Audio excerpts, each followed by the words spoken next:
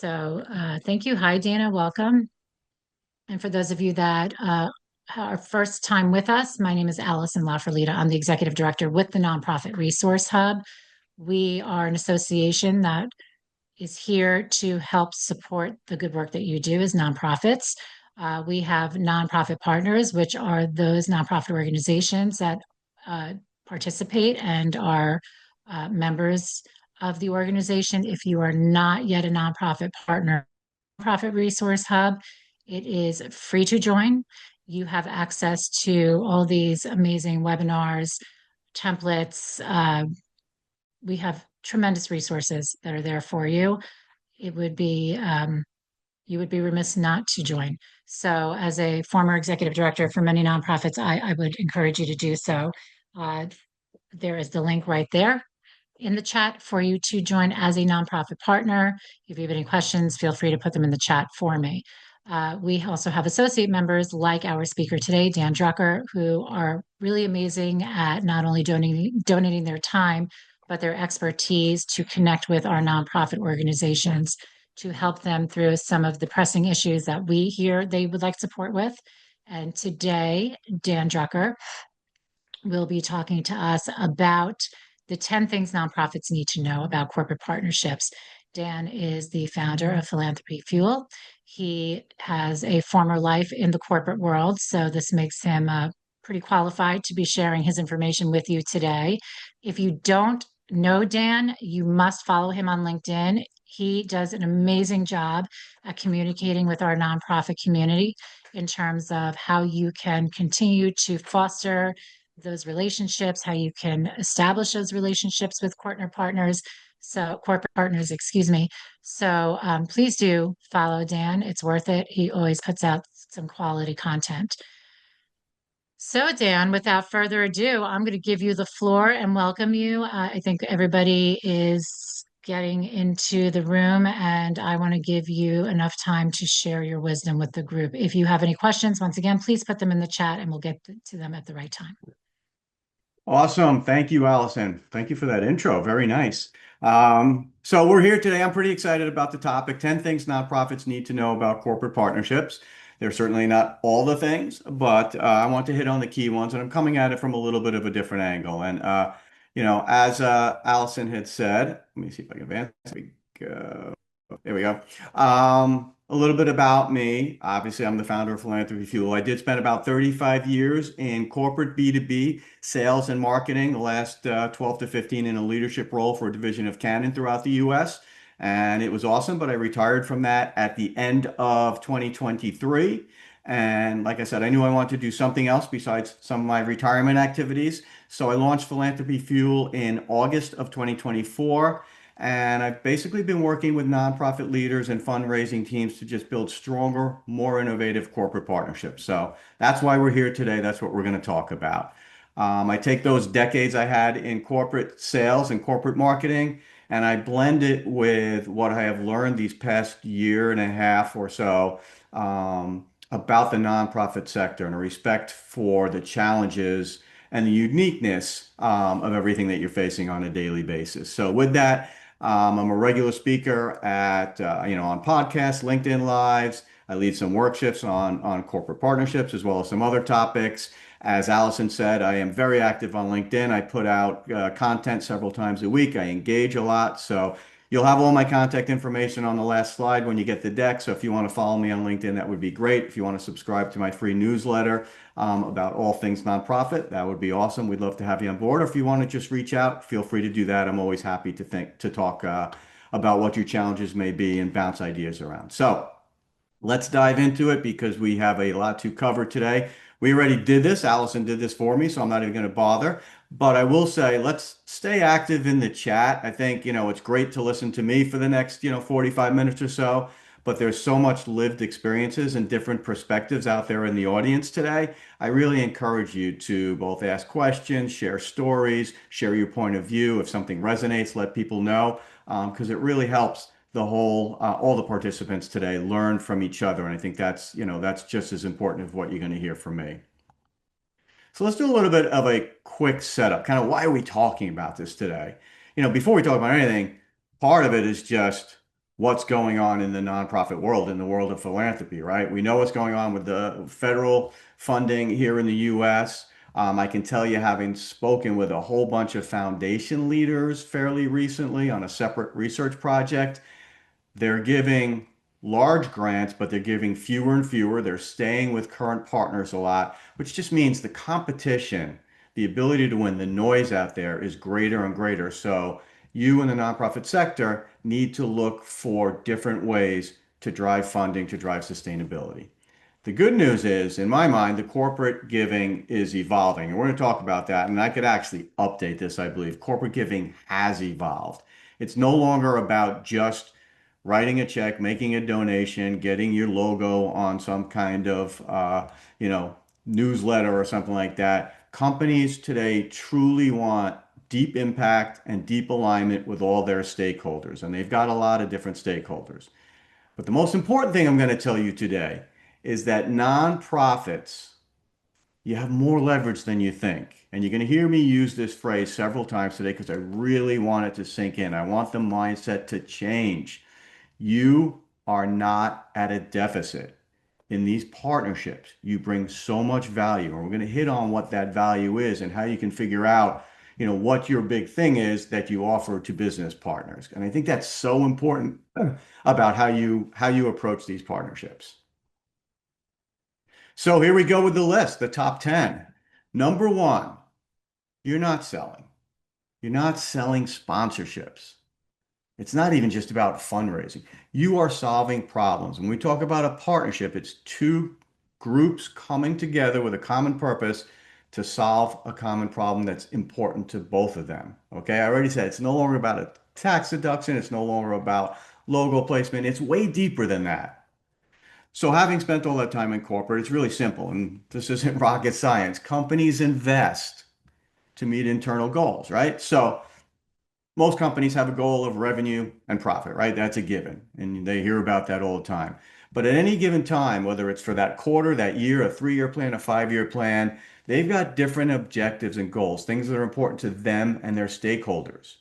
And it's no surprise, those are the things that get the investments. So if you, as a nonprofit partner, can help them meet one, two, three of those goals, those objectives, you have the best chance of getting some investment from them because they're going to do whatever it takes to hit those objectives, to hit those goals, and report back to their leadership to show them how well they're doing.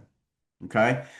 The second part of this is, again, it's not about sponsorships, it's about building something. So you want to focus on the shared purpose, not individual needs. I see too many nonprofit campaigns, and again, this is more to me as a donor, so as an individual, not as a corporate partnership, but it's kind of the same thing, talking about we need this, please donate because we need this, please sponsor us because we need this, or even our community needs this, a new lab, new equipment, new supplies, whatever it might be. This is different when you're building a corporate partnership. This is about how do you build a foundation and go up from there together, mutually benefiting both organizations, but as well as the shared mission together at the same rate. It's a problem-solving approach. It's not a sponsorship conversation. It's not a donation conversation. It's not even really a funding conversation. Of course, you want that to be part of the end result, but it's really a problem-solving approach. The issues that their investment will address, what it's going to mean for them and what's important to them and their stakeholders, and how it's going to help the communities that you both want to serve together. So remember, you're not selling sponsorships, you're solving problems together. So moving on to number two, of course, mission fit matters, right? You've got to find organizations where your cause, they're predisposed to support causes like you. But the interesting thing is, besides mission fit, there's other factors, and timing is probably the biggest one. It's crucial for partnership success, and that's why you've got to do some really intense research, which we'll talk about in a moment. I want to give you an example. I was working with a social enterprise that was doing some really cool stuff to try to solve homelessness issue, right? To support the unhoused. And so they asked me to reach out to several corporations in the US and find them some potential partners, some co-collaborators, co-creators. And I I knew of some off the top of my head, but I did some research and I reached out to some, and I actually got a response pretty quickly from one, which probably should have been a red flag because if you all know, emails don't get responded to all that quickly unless they're telling you they're not interested. But what happened was this was an organization that had spent billions of dollars over the years on homelessness solutions. I knew them to be one of the biggest in the industry, in the corporate industry in the US in terms of supporting that cause. But the response was kind of interesting to me. They said, and I'm paraphrasing, basically, yes, of course, this is still a key issue to us and our leadership team. But driven by our employees, for this year right now, we're focusing on environmental issues. And they went on to talk about this was a California-based company. It was driven by the wildfires last year and what was going on there. And so their employees, their stakeholders, had driven them in a slightly different direction. So had the right cause, but at the wrong moment.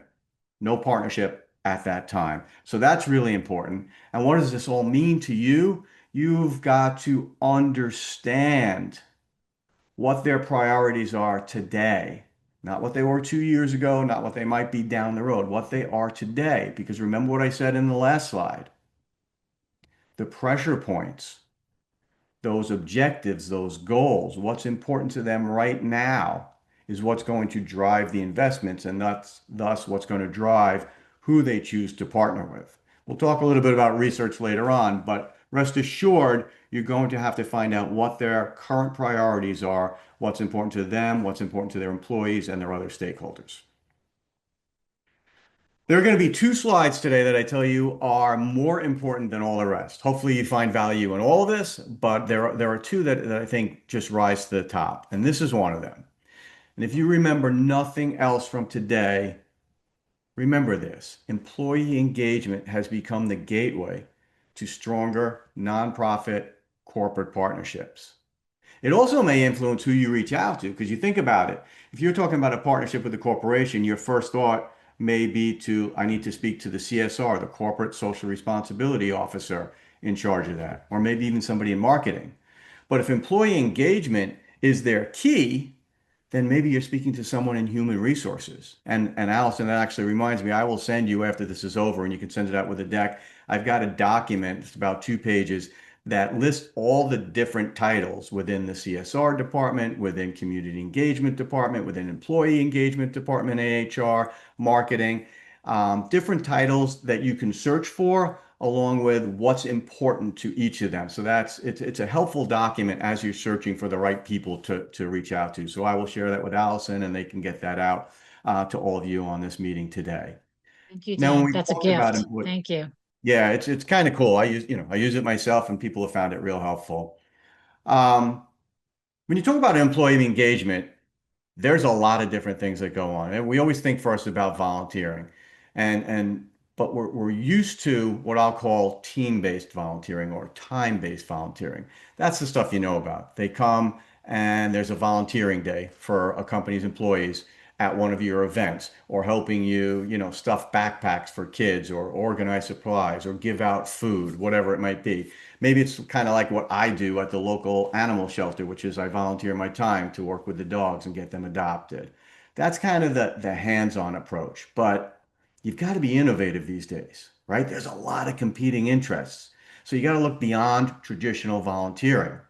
One of the biggest, and I think one of the most ignored, is skill-based engagement. And I actually had a client here on Long Island. It was a foundation for a hospital system in an underfunded neighborhood, but they were trying to lift up the entire community, not just with health services.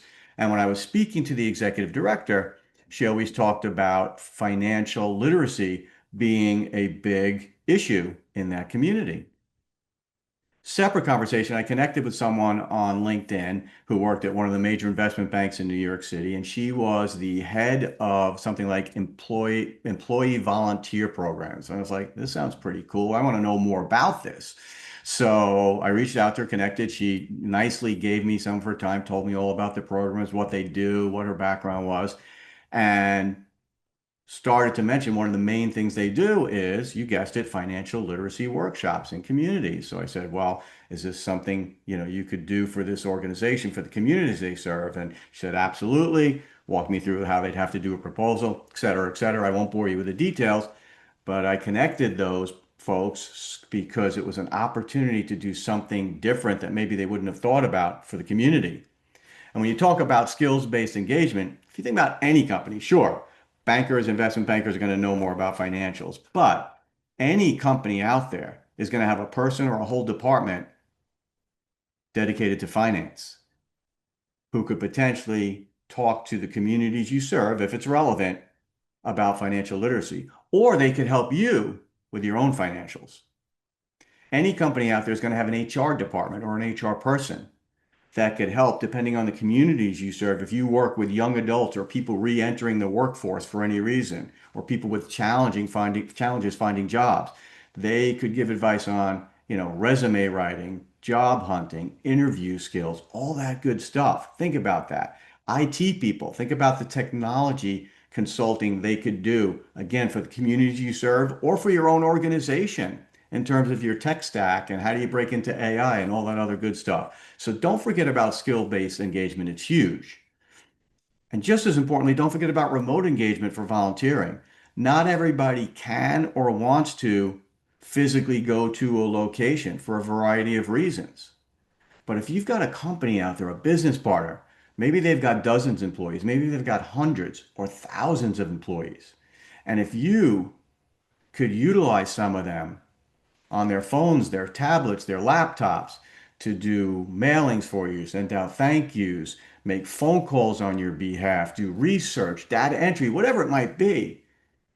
You're all scarce on resources. Think about how you can multiply the impact by using these additional folks that are now committed to helping solve a problem together with you. And you could use their desired form of volunteering to your benefit. And the last thing I'll touch on here is don't forget about advocacy. Advocacy is so huge. It is so noisy out there. There is such a competition for attention. So you are out there trying to get your story out with, these great newsletters and videos and stories that go into emails and onto social media, and that's awesome. But there's only so much you can do with the resources you can have, and there's only so much you can do with the network that you have. But now again, think about that organization that has dozens or hundreds of employees, all with their own networks. And if they're younger generations, they love to be out there influencing and advocating. Now you got to make it easy for them. You got to feed them those stories, those videos, those templates to use on social media. But think about your reach. Now, none of this that I talked about was about funding, but if your story is getting out there to incrementally more people, exponentially more people through these partners within this business, you're going to end up with more supporters, more donors, and more funding.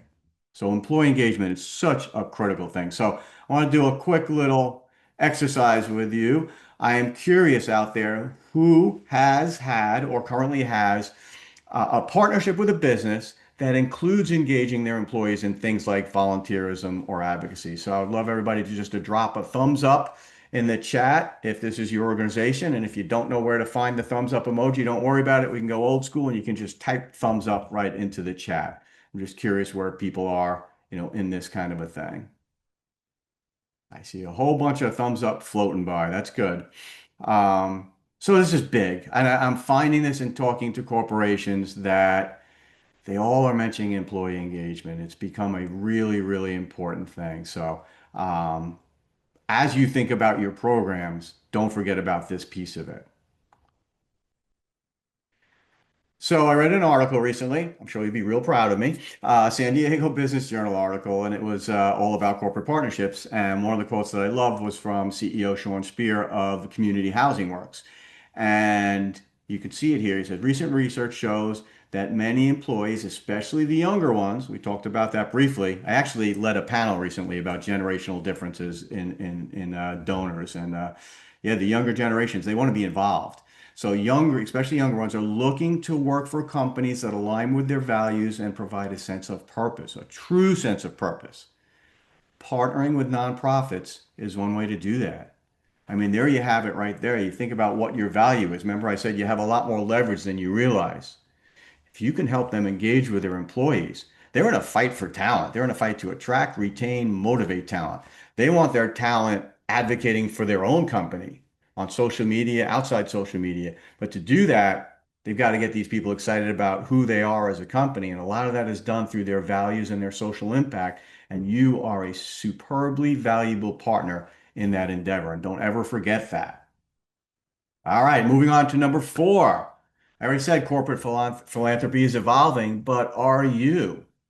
So ESG, DEI, stakeholder capital. I want to talk about stakeholder capitalism in a second. So there's ESG initiatives, those are still going on. There's DEI initiatives. I know what's going on in the United States with our federal government, but there are still a tremendous amount of companies following these types of DEI efforts. Maybe they're not calling it that anymore, but they're still very, very involved and they're leaders in the field, and you have to find those good partners. But I love this concept of stakeholder capitalism, and I want to talk about that for a second. If you think about yourself as a nonprofit organization, you've got your ecosystem of stakeholders, right? You've got your staff, you've got your board, your donors, your prospects, your partners, and the communities you serve. Okay? That's a pretty big ecosystem. If you think about a corporation, they've got even bigger ecosystems. They've got their employees. We just talked about that. If they're public, they've got a board of directors, they've got stockholders. Regardless, they've got customers, they've got prospects, they got the communities in which they exist in. They've got partners, which could be dozens or hundreds. And they've got audiences they're trying to reach. And they not just want, they need that entire ecosystem to understand where their values are, what they're all about. And they need to connect with that ecosystem on some level. And that's where you can help them. But the most important thing is you need to understand what they're measuring, what they're reporting, and what they're telling their stakeholders and their management. Again, it goes back to that investment, those goals, and those objectives. You need to know what those are all about because that's what's going to drive the investment. Because they're getting asked, I can tell you, I was there, probably on a weekly basis, hopefully not on a daily basis, but it depends on the leadership of their organizations, where they are in terms of progressing against those goals and objectives and initiatives. And they need hard data to report back to show that they are making the necessary progress. So you need to know what they're measuring and for whom in order to be able to build a program together with them that meets your needs and meets their needs, aligns with their brand, aligns with their employees. So again, remember that whole stakeholder capitalism idea because it drives what decisions corporations are making on a daily basis. I love the term matchmaking. I consider myself a matchmaker ever since I entered this field. I've matched up nonprofits to nonprofits, just sometimes just informally saying, wow, you guys are doing similar things in different states, or you guys live right next to each other and you're serving the same community in slightly different ways. You should talk. I also obviously match up nonprofits with corporate or business partners. That's what I do. I think matchmaking is key. I've used the term also. Facilitator, guide, motivator, but I really like the term matchmaker. What does it mean?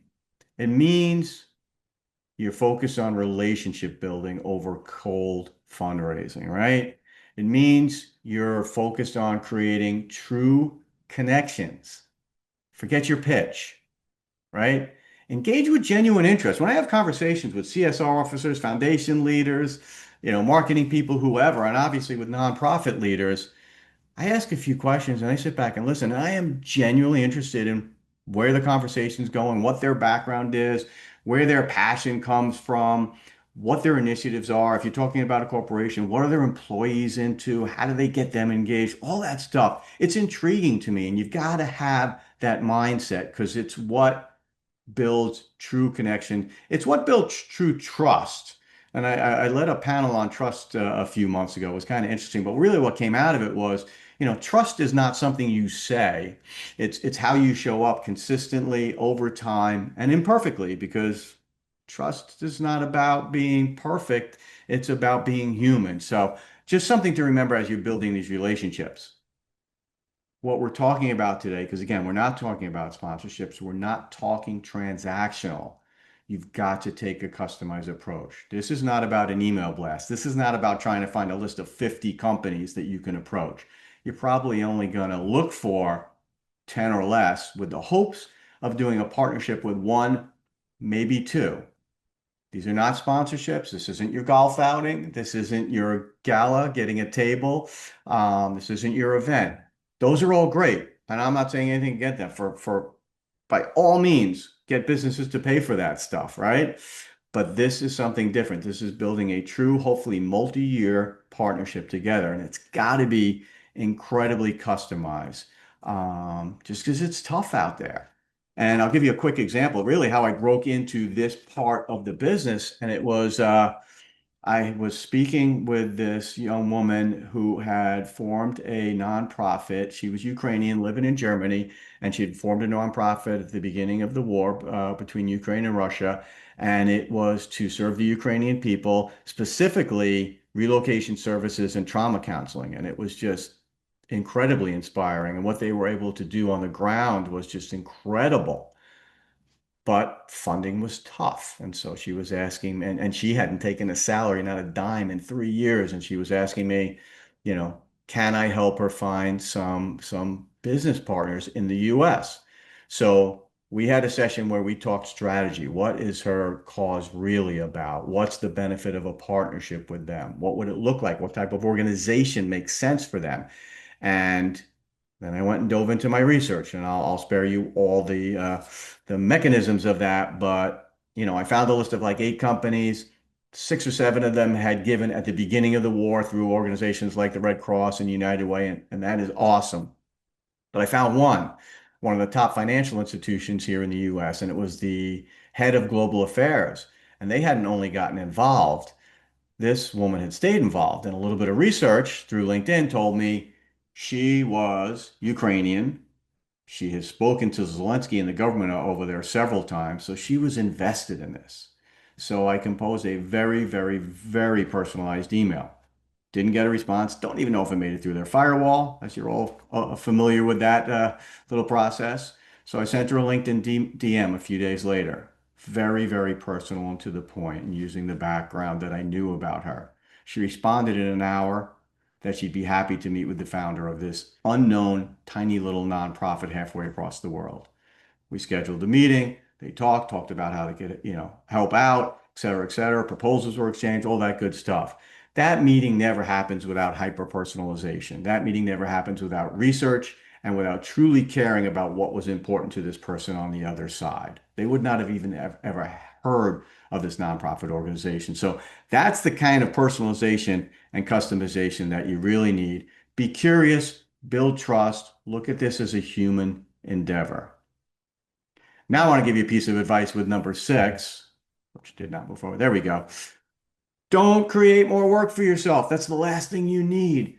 Your programs are the pitch. You already have what these businesses need. You've got access to audience. You've got trust from communities. You've got social impact, stories, inspiration. Conserve your resources and build together on your existing platforms, your existing foundation. Okay. Also, a little word of advice or a word of warning. Before you dive into this at all, take some time to be reflective and think about what can you handle? How much can you handle?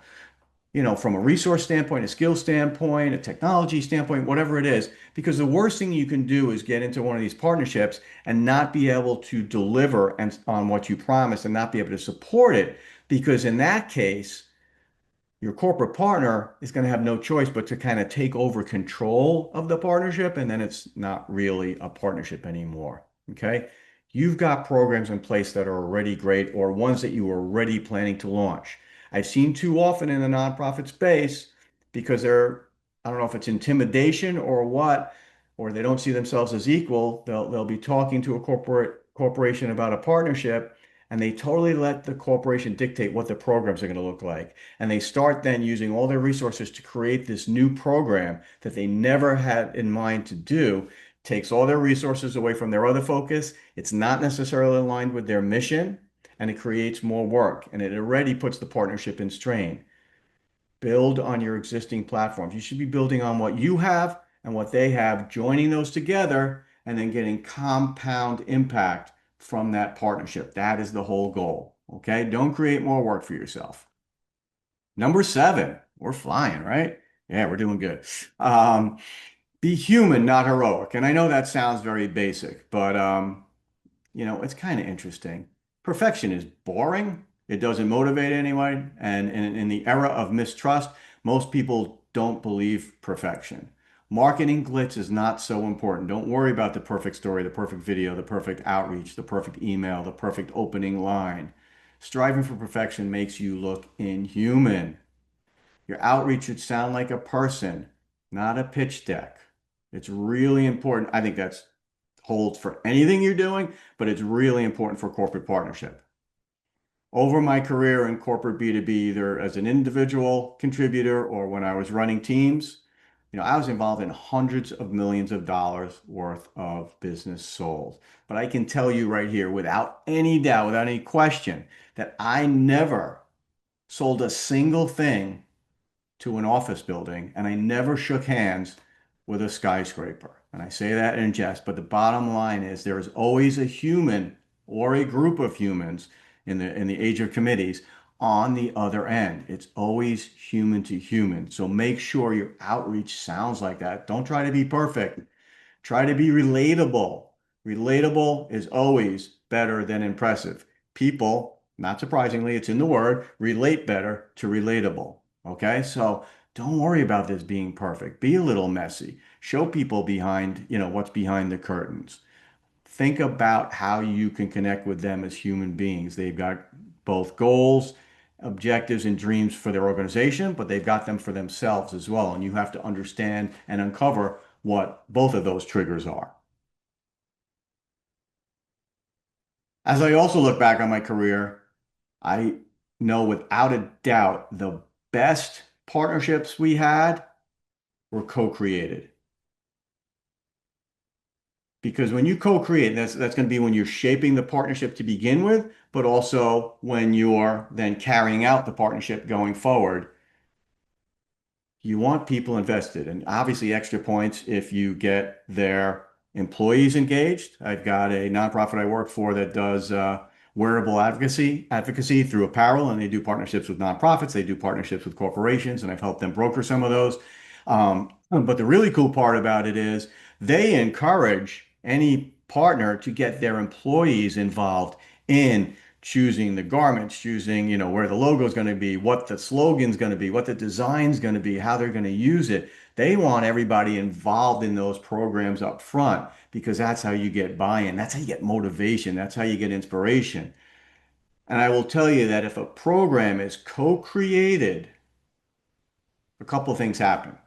Number one, if somebody's involved in co-creating a program with you, they're going to fight that much harder to get it approved. That's just basic because it's now partially their program, right? And they're the ones that are going to have to sell it internally. You're probably not going to be in those meetings where they get it approved. So you want them to be motivated, excited, and bought in. Secondly, if when there's bumps in the road, and there will be bumps in the road, right? That's a given.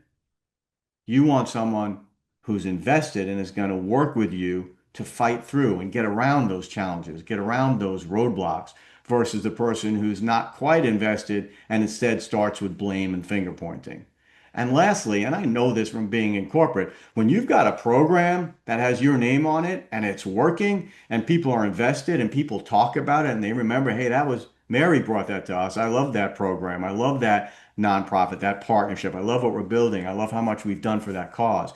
When you've got a program with your name on it like that in a corporate environment, you want that to last forever. So the chances are that person will fight for this program to be ongoing, hopefully for years. Because again, we're not talking about transactions here. We're trying to talk about things that will lay a foundation for you for long-term sustainability. And then you can build everything else you do on top of that and really thrive for yourselves and your communities that you serve. This is the second one of those slides that I said is really, really, really important. Understanding power dynamics. You heard me say it once today, so I'm going to say it again. You're not at a deficit. In fact, I would love for you all just to drop that line in the chat so it just gets ingrained in your heads. We are not at a deficit. You come at this as a peer. It's important for a lot of reasons, but think about the person on the other side or the people on the other side. If you're coming to them kind of intimidated and happy to take any ideas they have or do it however they want or just take their check. They're not looking at you as a partner. They're looking at you as a charity. But if you come to them as a peer with ideas, confidence, programs in place already, employment engagement ideas, and talk to them about meeting their goals and objectives along with your goals and objectives, and together making that exponentially better for the mission that you serve and that they want to be part of, you are a peer. You are a partner. You bring them so much. You bring them audience, you bring them impact, you bring them authenticity. Okay? I'm going to talk in a second about what this really all means to them. You only want to collaborate. Make a vow. You're only going to collaborate with great companies. Great companies doesn't have to mean the biggest companies. Great companies doesn't have to mean Fortune 500 companies. Great companies are companies that are a really good match for you based on your research, your conversations, the cultures. Great companies view you as a collaborator and respect what you bring to the table and looked at this as a shared approach and shared goals. This is not about chasing someone. This is about aligning and building together. You don't want to chase organizations that are not a fit. It's a waste of resources. It's a waste of focus. But I've seen it happen too many times, even when the intentions were to build something like I'm talking about, but then all of a sudden you hit a corporation, a business, and it's not a great match, but they're offering up some funding on the short term for an event, for something, a campaign, and it's hard to turn that down. I get it. But if you're going to go and do this initiative, keep focused on finding what's a great company for your cause, your mission, your organization. Know your value is important. We're going to do an exercise in a minute. Again, I keep saying this, you bring so much value to the table. You bring audience access. Think about what's going on in the business world. These businesses are fighting a straight uphill battle for consumer attention, for the attention of the stakeholders, their clients, their prospects, everyone else I talked about, right? You've already got trust with key demographics. And if you've done your homework, they want to reach out to those key demographics. You've already got community roots, brand loyalty. You've got so much. That is authentic market reach that they would kill for, and you can bring that value to the table. Insight and expertise. I tell you, when I headed up a marketing department for several years, strategic intelligence was gold, but it was hard to come by. And today, it's even harder to come by and to know what's real, what's not real. But again, you've got on the ground understanding of certain demographics, certain communities, certain missions, causes, what's important to people. You've got data, you've got research, you've had conversations, you've got people that are willing to talk to you. You bring in these organizations strategic intelligence that they could never get their hands on. Like I said, that is gold. Engagement opportunities in terms of employees, we talked about that. Storytelling in terms of advocacy. You know, it's interesting. You think about what you do from the storytelling side, but corporations are trying to do the same thing, right? And they're really good at it because they've got big marketing departments and PR departments and technical folks and video production specialists. And it's really glitzy and really great. But to a lot of people out there, it's not quite authentic. You know, trust is dropped in all institutions. We all know that. But nonprofits still rank far ahead of corporations and even farther ahead of governments. So they're telling stories, but maybe it doesn't have that emotional feel like the stories you tell. So you provide them with real human stories. Look what we're doing together with this wonderful organization to solve this problem, to serve this community, to better the world. You give them authentic narratives, incredible brand depth. Again, something they're fighting tooth and nail for every second of every day.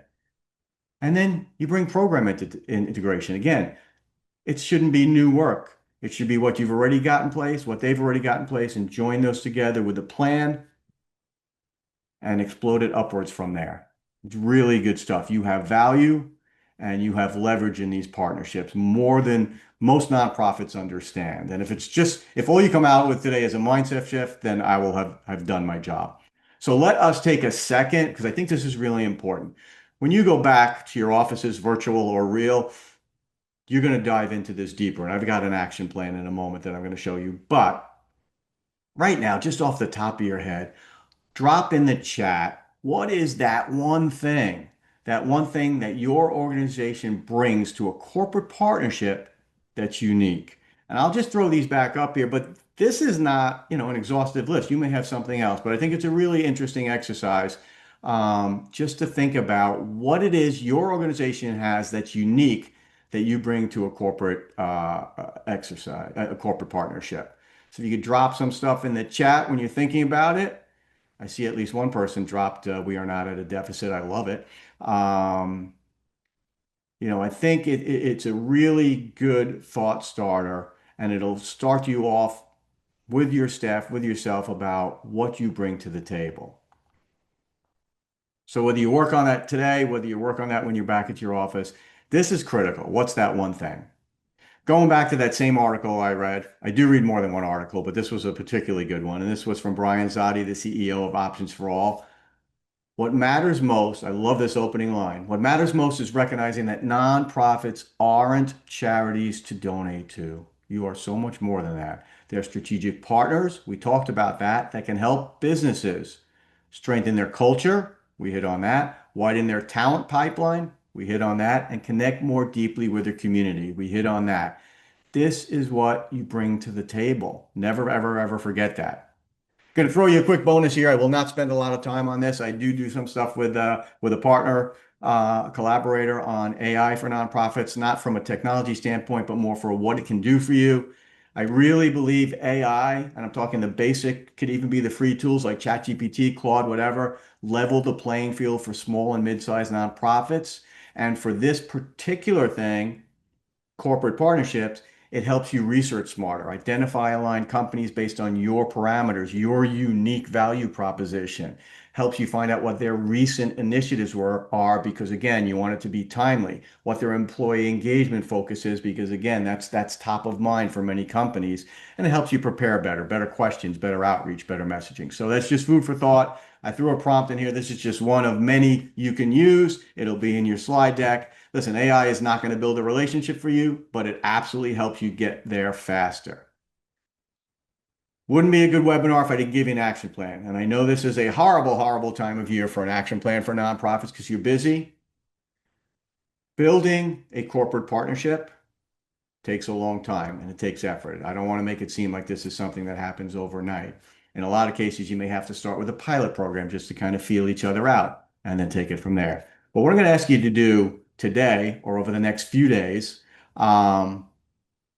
shouldn't take all that much time because it's really more about thinking and trying out like one conversation. So develop a list of 10, and 10 is the top. Do 5 if you want, do 3. Target companies in your region if that's important to you, or nationally if it doesn't matter to you, that align with your mission and values. And whether you want to do that search on AI or just in your own brain, whatever makes sense. And you may know some of these companies already. They may have sponsored your golf outing, your gala, your events. They may be involved with you, but more on a transactional sponsorship campaign level versus a true business partner. So think about those companies, start developing that list. Audit your current programs. Which one would naturally serve as a co-branded platform between you and a corporate partner? Again, we don't want to create new work. You shouldn't be creating new programs just because a corporation asks you to. You're going to lean on what we just did. What's that one unique thing that your organization brings to a corporate partnership? Focus on employee engagement. Talk to your staff, and if you're solo, talk to yourself. I do it all the time. If you got an animal, feel free to talk to your dog. They are outstanding listeners. Create one new employee engagement opportunity. So beyond the traditional volunteering. I mean, you can do the traditional volunteering if you have something unique, but think about a skill-based volunteering, think about a virtual type of involvement, something that you could bring to a company and show them this is how we can get your employees, your key stakeholders, even more involved than they are today. And then reach out to a contact this week. Again, maybe it's somebody you researched, maybe it's somebody someone else in your organization knows. Dare I say, maybe it's somebody that your board member knows. Or maybe it's, like I said, one of these companies that have been involved from time to time in supporting your organization in various ways. Maybe it's them. And just float some of these things by them. The current program that you think would be a good fit for them, the employee engagement idea that you think would really spur on their employee motivation, and ask them that one question. what would make this partnership meaningful for you and your employees that we could build on together over time and see where the conversations go, then start working on these things more formally. But just to get you started and diving into that mindset and having the conversations and getting the feedback, I think this is a really good starting point for you. So with that, I have spoken a lot on corporate partnerships. Let's open it up for questions and comments. I will tell you, this is all my contact information. It'll be in your slide deck. It's got my email. Please feel free to reach out. As Allison said, I'm on LinkedIn a lot. Reach out to me, follow me, send me DMs. If you want to chat, we can chat. If you want to check out my website, that's awesome. And I encourage you to subscribe to the Fuel Tank. It's a weekly email on Sunday mornings. I don't spam you with anything other than that once a week newsletter. And it's about all things nonprofit. And I try to have a little fun and create actionable insights. So it's all there for you. I want to stop sharing so I can see chat and I can see Allison's face at least, but Yes. Well, that was you packed a big punch in there. Thank you. So I did encourage everybody to put their questions in the chat. I think, what we've been doing quite a few webinars this fall, and I think what I'm hearing from our nonprofits is that there's just a lot of overwhelm going on. So when you say start small, if let's say they are a one person shop, what do you think is something where they can start small to cultivate that relationship and still keep their sanity and keep the lights on at the nonprofit? Yeah, that's a great question, Allison. So listen, and I've had like really tiny nonprofits, reach out to me and say, "Oh, we think we got a great thing. We think, could you reach out to Coca-Cola on our behalf?" I'm like, that, I don't want to. I say it nicely, but Coca-Cola's not going to give you the time of day, right? So if you're a one person, I would certainly start locally, right? I think that's the given. And I would look at, hopefully, you've had some businesses that have shown some interest in your cause, and maybe it was a one-time donation, maybe they did volunteer an event, maybe they showed up at something. And I would just start the conversations with them. Before you do that, think about that one thing that you bring them, the things we talked about today. Write that down. That one unique value proposition that you bring to a partnership with them, and maybe one unique employee engagement idea. Just start with that. Like don't think about big partnership parameters, contracts, multi-year engagements, and all that because you're just going to overwhelm yourself. Think about that and reach out to them. Just say, hey, I've got a couple ideas that I think would really help you advance your programs, and would be unique to something we could bring to you and something that would get your employees kind of, jazzed up. And just start with simple conversation like that. Nothing past that and see where the conversation goes. I think that's what I would say for especially for small one, two, three person operations. Right. We have been talking a lot, and I think, we all know it's all about relationship building, right? And so even when you're in that overwhelm and you may be a ten person shop and still feel overwhelmed, I think just going for the relationships that you already have established and seeing if there's something there, if there's a connection there, and always coming to the table with what you can help them with, how you can help, solve their conundrums, or connect them with the people they want to be connected with. I find that that's always incredibly helpful. We had a question. Hold on, I just saw it, and now it's The co-branded program one? yes. Thank you. Yep. So please elaborate. This was from Jenna. Thank you. Please elaborate on what you mean by co-branded program, naming opportunity, and more than that. More than that. Let's start with that. So the naming opportunities are what I would call sponsorships. And again, I'm not knocking sponsorship. And I said, if you are having golf outings, galas, events, yes, get corporate sponsorship. They should pay for that stuff, right? That's the whole idea. And they should get in turn for that some PR and some logo placement. But that's different. When I'm talking about co-branded programs, I'm talking about the whole program through a partnership. So if you are let me think of a nonprofit. Let's just say, because I've got a good friend in foster care, supporting foster kids in New Jersey, right? That's a big one that's near and dear to my heart. And so the businesses there, if you're going to have a true partnership, what I mean by co-branding is not just their name, they're building everything together. So they may be doing events together, they may be putting out the messaging together. Let's remember what I talked about before, using their employees for advocacy. So putting that message out there. We're working with XYZ, nonprofit to support the foster kids in New Jersey. And so that's what I mean by co-branded, talking about together, and the nonprofits talking about how they're working with that business to further the cause, to further the mission, to better serve that community. So you're talking about things together. That's what I really mean by co-branded. You're in it together, and by doing that, you compound the impact. You get an exponential return because now you're reaching so many different networks and so many different audiences. Use those businesses for what they have that is great. Marketing arms, communication arms, advocacy, and number of employees that are motivated to help out. Thank you. So Dan, I want to take a minute or two to, because I know that you, in the beginning you talked about what your function is as a matchmaker, but just to help our nonprofits that are participating today who may want to reach out to you, what is the typical process? Let's say, they really need your help. Are there certain programs that you offer? Is it just a one-off phone call that you offer? What are the different ways that you could help them?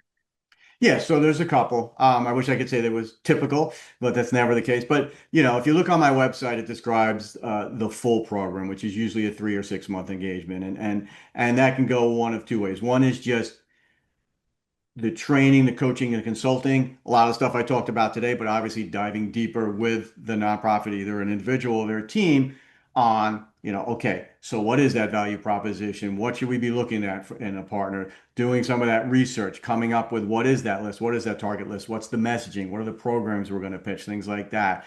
And then kind of getting them ready to go after that. Part two of that, if they're interested in, is, a little bigger program is I can do some of that for them. Some of that research, messaging, outreach, broker meetings, things like that, almost on a fractional basis, for lack of a better word, and that's a longer engagement. Now, if somebody just wants to bounce some ideas off me and get some guidance, I'm willing to jump on a Zoom call and hear them out and see if I can offer up any tips and things like that as well. So it varies, but it's typically what I said, that kind of 3 to 6 month type of engagement where we're really diving in together and learning from, strategizing together, learning from each other, and then doing it together. Has a nonprofit ever come to you saying, this is who we want to connect with? Can you connect us with this, you know, corporation? And and they have, like I know that you said before, some of the smaller ones you would dissuade them because they're not going to be on the radar of that particular Right. corporation. But have you had an Yeah, organization say, definitely. I mean, some have, hoped that I come with, just a Rolodex of connections that I can just call and that's not the case, right? It's just, so it takes work and it's got to be very customized. But if some have in mind, one of the first things I'll do, with a client is sit down and say, okay, what businesses have you been involved or have you targeted? Who have you reached out? And it together and say who's supported you in the past in any way, shape, or form, even with a single donation, and who have you targeted that you already thought was a good match? And let's start there. So yeah, so in that way they've said, okay, we've got this base, and let's try to figure out how to get to the right person and with the right messaging and broker a meeting because it's all about setting up conversations. Once the conversation happens, good things can happen, and you find out if they're the right partner, maybe they're not, but you won't know that until you talk to them. we had a public relations webinar yesterday, and I think something that was really interesting that was brought up, and I'm not sure if it would translate well into this arena, but Carrie Gillett Goldberg was our person that was, our expert helping answer some questions. And there was an expressed desire for, let's say, a smaller organization to get national coverage. And she was explaining, well, if you want to do that, you kind of need to connect with other national organizations in order to get that, press Right. piece. So, can we translate that into, let's say, a smaller organization would love corporate sponsorship? Is there a benefit to them collaborating with maybe a more well-known named nonprofit Oh, organization? yes, yes, yes. One of the things that like I said, I've informally introduced people that I'm friends with, say you guys should work together, but I think nonprofit to nonprofit collaboration is just as important as nonprofit corporate partnerships. There are too many nonprofits. I hate to say that, but there's just thousands of them. And resources are an issue. And I just think it doesn't have to, I'm not talking about a merger necessarily. I'm just talking about working together. Yeah, I would love to see the larger nonprofits do a better job of lifting up the sector. I don't think they do a great job with that. I've had some conversations with them. I've seen some great partnerships between large and large. And I've seen a lot of partnerships between large corporations and large global brand name nonprofits. I think all of those entities have to work better to lift up everything because it's good for the whole sector. It's good for philanthropy. It's good for social good. But I would highly encourage smaller nonprofits to collaborate. It doesn't even have to be with the biggest, global names. It could be with just a slightly larger nonprofit, a what I'll call kind of a tangential nonprofit. There's power in numbers. So if all of a sudden one, two, or three nonprofits are working together and now they approach a business, it's going to make that business stop and say, okay, this is an interesting, group that's working together. Maybe there's something there that I should look at. Yeah, I agree. And I also, just to your point, I think too, you don't have to go for, let's say, the national office of this well-known organization. Go for their chapter office. It's still a well-known organization, and it's still maybe more brand recognition than your smaller nonprofits. So if they, and they're more, the chapter offices are often much more willing to collaborate with smaller organizations than, let's say, the national office.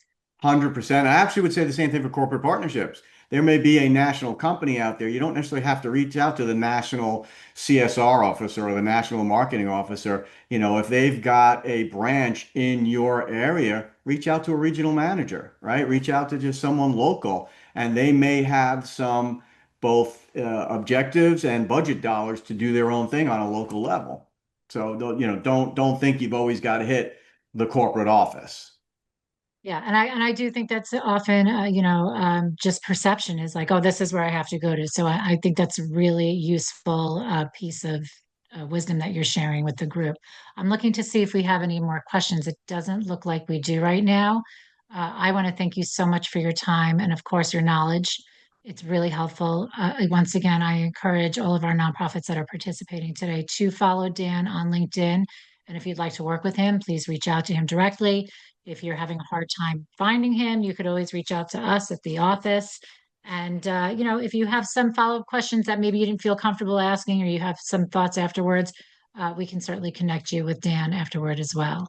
And Dan, I want to thank you so much. You always share great information with us. And I'm going to wish everybody a happy Thanksgiving. I can't believe it, but Oh we're my here. God, yeah. We're there We're already. here. Well, thank you, Allison. Thank you to the Nonprofit Resource Hub for putting this on today. And I appreciate everybody in the audience and your involvement and always happy to connect. So have a great day, everyone. Thank you. Have a great day, everybody.